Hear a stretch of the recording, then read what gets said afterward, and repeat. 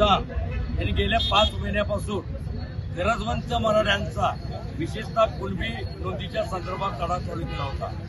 संपूर्ण महाराष्ट्रात मनोज जरांगेची भूमिका, ती मराठा समाजाची भूमिका, या भावनेनं हे आंदोलन लाखो लोक यामध्ये सहभागी झालेले होते। आज राज्य शासनानं एक अध्यादेश काढून मराठा समाजाला सगळ्यात पहिल्या सर्वांना नोंदी देण्याचं मान्य केलेलं आहे।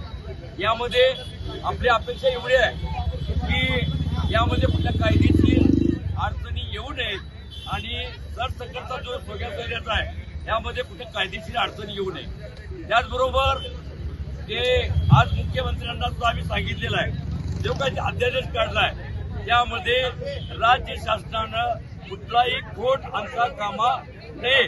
त्यामुळं आज पूर्ण आम्हाला यश मिळालं असं नाही आहे, कारण ज्यांच्या नोंदी या मराठा आहेत त्यांना आरक्षणाचा लाभ मिळणार नाही।